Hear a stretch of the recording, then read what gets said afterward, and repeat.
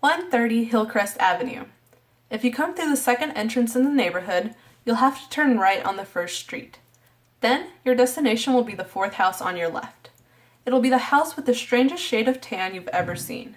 A shade of tan only someone colorblind would have chosen with their eyes closed. If you run into the 26 speed bump, you've gone way too far. Overall, the appearance of the house is not very likely to draw your attention, since the above stated person also bypassed the idea of maintaining the blue and violet hydrangea bushes and mowing the jungle-like lawn.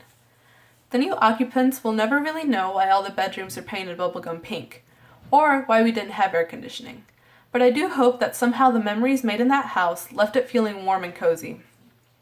Although it's been nearly 3 years since I called this place home, I still run back through the life-changing memories that this home provided for me. The memories are engraved deeply in my heart and often bring up a smile in me. You see, my mom, my sister, and I lived in this home at a time when money was tight. We basically lived paycheck to paycheck, as do many families in the United States. So our leisure time consisted of Friday night movie night and day-to-day pranks.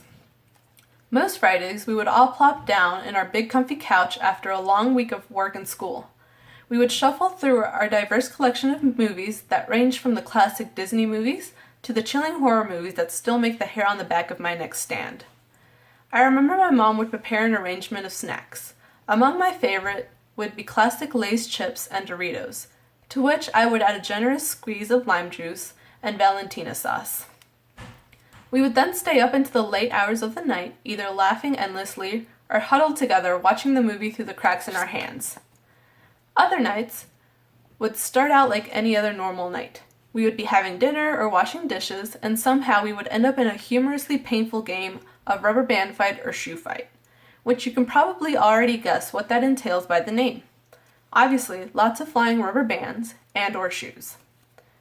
Many of you probably stuck to pillow fights because, well, your family's probably a lot saner than mine.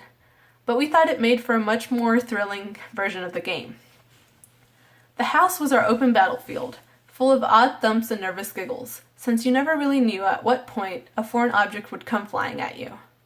1 second, you could be taking cover behind the kitchen counter, and the next, you could be completely cornered. My sister will be the first to let you know that rubber band fights are not for the weak of body, since she slammed her dainty body into a wall one day trying to get away from my mom. Those were some of the best memories that made our little shack a home full of love, a home that reminded me every day that life is about the little details that make you laugh so hard your insides start to cramp. Thank you.